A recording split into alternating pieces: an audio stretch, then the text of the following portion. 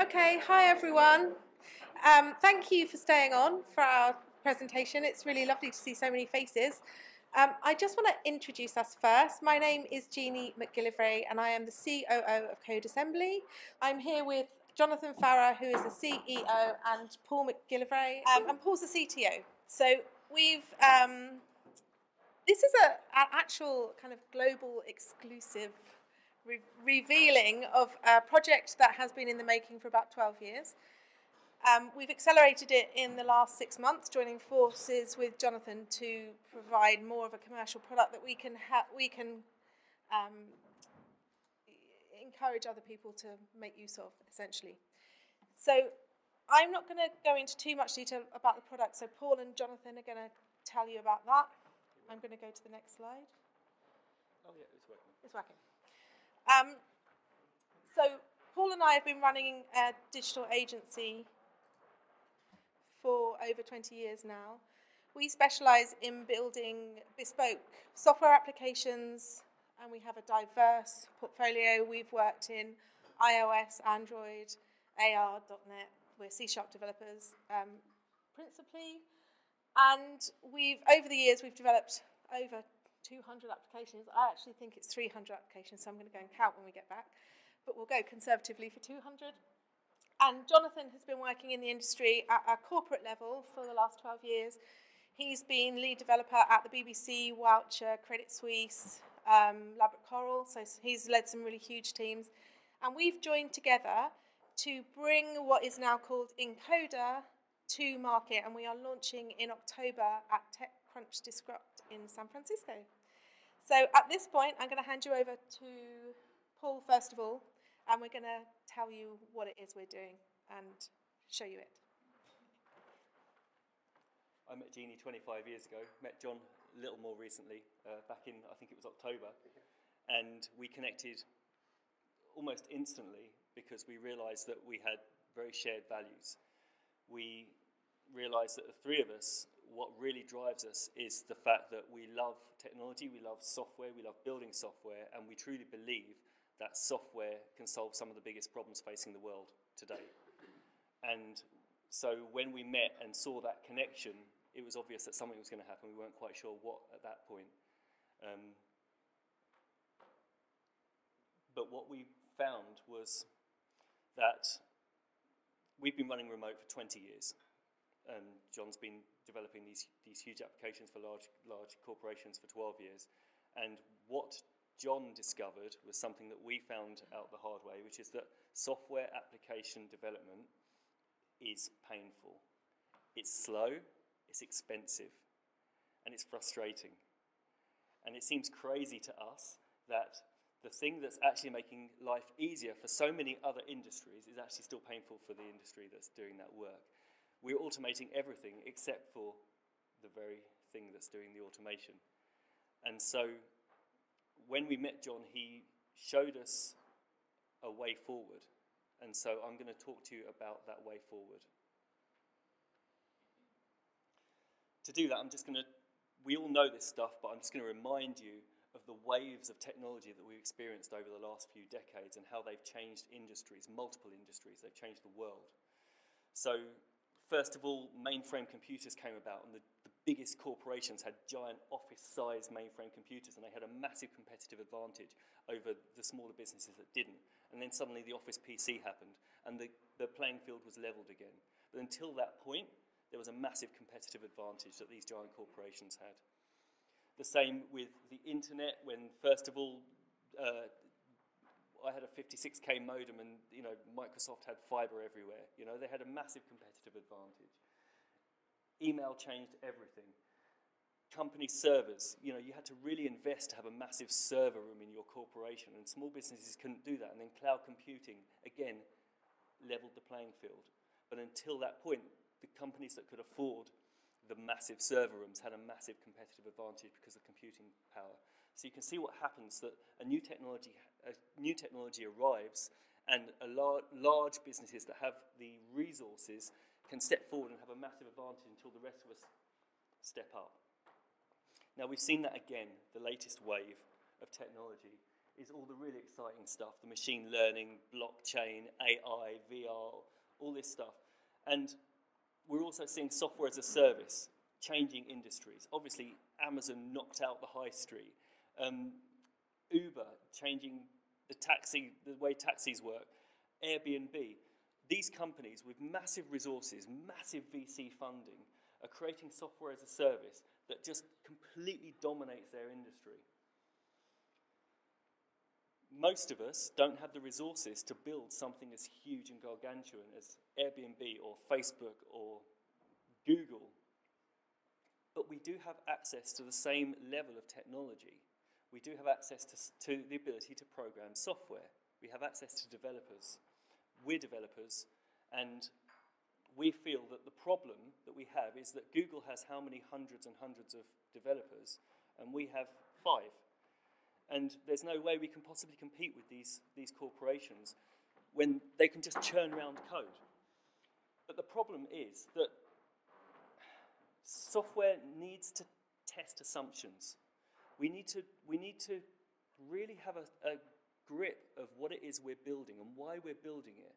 We need to know, as Scott said earlier on as we were talking, we need to know what the outcomes are that we're aiming for, and we need to know that what we're building is going to meet those outcomes. And we can only do that by building the software that's going to test that outcome, and that can be a huge, long, and expensive proposition. So software as a service, as I said, is becoming quite massive, and we've seen industries trying to begin to meet these problems. So no-code and low-code solutions, online platforms such as Monday.com to manage projects, maybe Jira to manage more technical projects, other sort of low-code solutions like Zoho Creator make people build their apps. But the problem is that the apps that you build are tied into the platform that you're using. You don't end up with your own code. And even with certain types of code generation type platforms, you end up with bloated software that doesn't look anything like what we as developers would build. Each of us, code is a bit like handwriting, you know. Each of us write code in a different way, and we prefer that code in a different way. We can be precious about our code because code is beautiful when it's done right. It's like maths, yeah? And so these kind of solutions don't meet the need to write high-performing, powerful code that works in exactly the way we need it to work quickly. So John's key insight was, and the software developers amongst you will know, was that software follows patterns. And the patterns can happen in small, abstract, granular levels, or the patterns can be repeated in large places. So we might use different patterns to perform different things, but the patterns are the same generally. So you might use what we call CRUD, the create, record, update, and delete, and search CRUDs. And think how many applications for completely different industries, for completely different business models, use the create, record, update, and delete. You fill in a form, you save it to a database, you bring it back, you do something with it. That kind of repeatable pattern happens over and over and over again in applications. That's just an example of how a pattern can be repeated.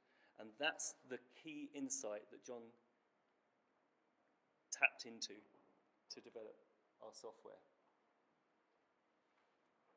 And I've kind of said this already, really, but what would happen if the writing of software was automated just like software automates so many other industries?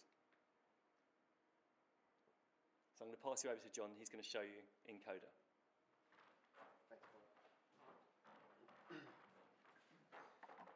So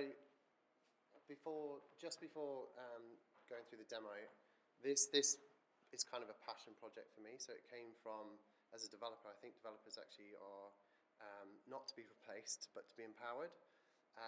The kind of way the industry is going with the Wix and the Squarespace and the no-code, low-code solutions, they're trying to deliver everything in a pretty package, but it just doesn't cut it for engineering, for innovation.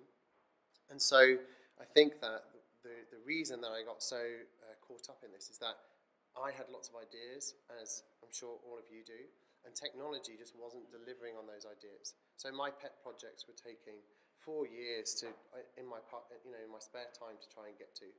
And that's crazy, to try and dedicate just to build an app, in your spare time, 4 years was nuts. So you might have all these great ideas and you feel really passionate about getting them out there into the real world. But the reality is hard. The reality is that you need to UX test it, you have to get it in front of it has to be quality code that's delivered, and it has to be shipped all the time. And if you're trying to do that, even as a small organization, not even in your part-time, it's quite challenging. So I was looking for ways to speed up that application development, and that's where this product really was born from. So the Encoder, the brand, the portal that you're seeing there is what we're launching in September. We will be we'll be looking for people to join us on this journey, and I'm super excited about the first early adopters because they're going to see a massive gain in terms of competitive advantage. So without further ado, let's have a look at it. What you're looking at right now is the sections, the squares, if you like, are templates. And Encoder really is about recording the code that you write.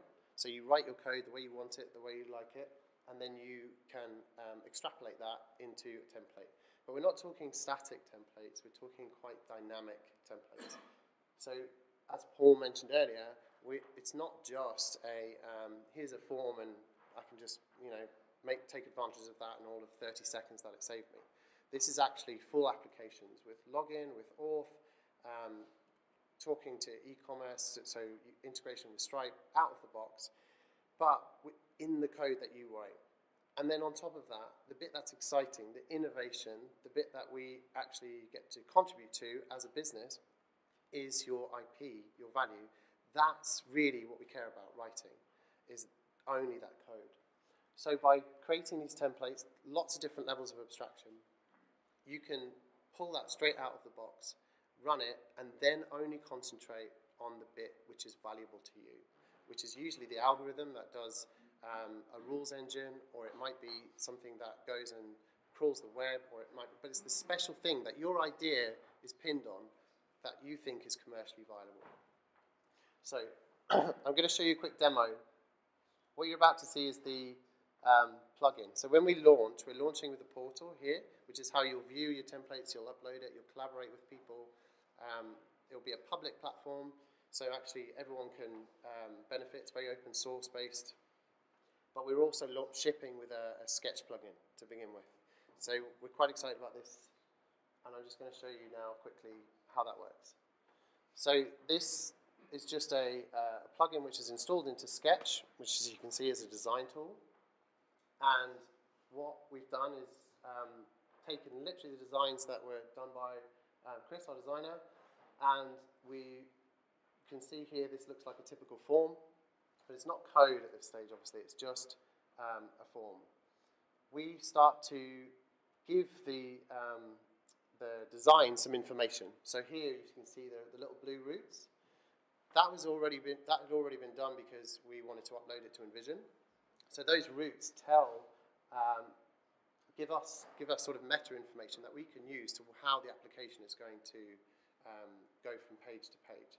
So at the moment, we haven't actually done anything to the document. Now you see on the left-hand side, you've got these little meta tags. So this is a field input, and we've annotated it HTML input. So that component now can be reused and reused throughout all of the applications many, many times over, and it will tell Encoder that actually I want you to transform that into a real input with the text, with the font, with the height alignment, with all the CSS attributes that we need to make it into a real application. So the plugin works like this. You literally just call generate code, tells you when it's done, and then that is then available on your local file system. So we go into here. These templates, this code was actually written first as code, and then we templated it. So we get to just introduce the way that we like to code. We put it in the style that we like. We get to introduce the nuances that are important to us. So you can see it's actually generated the form submission, all of the routing to go through each page, each of the forms, and also at the bottom there, that's the top level routing. It's created all the CSS for us. We preferred a modular CSS, so we're using React in this instance, but actually you can use any technology. So we've created a little modular CSS. And then, in addition to that, we've also generated the backend. So those forms that get submitted are going to go and talk to an API, and that API requires things like domain objects, which have the typical class with all the fields on it, and this is our model. This is really where our IP is. It's in the domain. So we have here, in that case, a get. In this case, it's a create class. So this is actually going to save to the database. The get is going to read from the database. And then we have an API controller, which is our interface to the world. So that's our REST interface. So it's in our case, we chose the mediator pattern. That was something that was well liked within remote. And so the guys used that particular pattern and templated it that way. But actually, you could use any pattern you wanted, any framework you wanted. It's your code. You template it the way you want. So here's an example of the application now running. This was just yarn start. And the database started, the API started. I'm just going to fill in the form, submit it, and show that actually what we're submitting is all the fields. So this is working code. So we've gone from the sketch design actually to a working application that the navigation works. The code is being submitted, it's actually being saved in the database, and then is available to read again. And that actually took about 10 minutes to annotate the file in terms of these are all my domain objects. This is how I want. The routing had already been done, thankfully, because our designer needed that for Envision. So a lot of the time is actually already invested.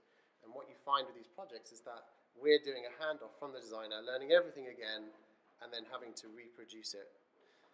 So this is quite a small example of what can be templated. Actually, where this gets really exciting is that we can do this for AI, we can do this for, you want to build an Alexa app, and what we're doing is giving the template so that other people can bootstrap how they want to code, just change the bits they like, so do their frameworks, their methodology, and then really speed up their development. So that's the product as is. It's very much alpha. We're commercializing it and getting everything ready for September for our launch. But we thought we'd give you guys really, really early access to see and ask questions and give us feedback on what you'd like and what you think it could do better. Yeah. So on from that, the things that I was really passionate about is that this is not to replace developers, this is to empower them. I think developers are innovators, engineers, problem solvers, and it really does mean that you're not tied into a platform. So you get the code, it's your code, you've written it how you want it, but unlimited functionality. So you just template whatever you like, you build on the templates that other people have got, and all this stuff, you will recognize the patterns. You'll see how many times you've created a form which calls an API, which writes to a database. You'll get that pattern. You're just then interpreting the code how you would like it to be written. So it's your conventions, completely customizable, and with the launch of the Sketch plugin, we'll be able to go straight from design straight to an application, a running application. And like I say, as I've mentioned, elegant code, best practices. The lovely thing about the best practices is that as a team, you collaborate and you choose the technologies you want. You choose the best practice. And that means the quality of your code is actually really good because you're embedding those into your templates. So when your code is run and generated, you get that repeatable best practice. And automated tests I've put on there because not many developers like writing tests. I'm definitely one of them. But I'm from that background. I know how important they are. So actually, you can automate a lot of, especially the CRUD type tests, where you're just testing that an object is saved and retrieved. That type of stuff we can automate. We can just take that away. And even front end. We're now building front end templates, testing the front end. So it's language agnostic. It actually, although the templates themselves at the moment are written in JavaScript, you can churn out any. It's an SDK, so actually you can write it. You produce any output. So whether it's JSON, PHP, .NET, JavaScript, HTML5, whatever you like, Python. Like I say, the principle is transferable to any code, any language, any industry.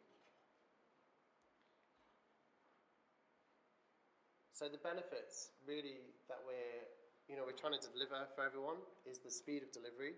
You get all of the boring boilerplate done, and you concentrate on the interesting business problem that you're trying to solve. And that's what I care about as a developer. I don't really care about writing forms, pixel pushing, making all the application, read the right config, all that stuff. I just want that done so that I can actually write the algorithm, the interesting bit, or learn the new technology, talk to some AI, do those kind of things that I want to learn, I want to improve, but I'm constantly repeating myself in all this stuff. So speed of delivery is like number one benefit. As I mentioned, the quality and consistency of code, really important to us, and being able to do automation testing out of the box. So this is a question we put in. How would it affect your bottom line if costs stayed the same but your monthly output more than doubled? So that, in our early stages, that's what we've achieved now in remote. We've actually doubled, in our last sprint, we actually doubled the output. Thanks to the guys there, they've been absolutely extraordinary. But it's shown the gains already internally, and we're looking to exponentially improve that as we go through the next cycle of improvements. And this is the bit I suppose I'm passionate. I think we're all very passionate about this. Is that we live in a world where, we kind of inherited that Victorian schooling, that Victorian worker model. We want to move away from that. We want people to be empowered with their ideas. If you've got the innovation, it doesn't matter what age you are, what race, it doesn't matter where you've come from, building great products, built for market, doesn't care. It's not prejudiced. So you can do that. You bring those ideas to market. You can really make something for yourself and build, like a micro-organization or whatever you want to do, whatever you want to take with it. But this is to empower the inventors and the innovators and the engineers of the world.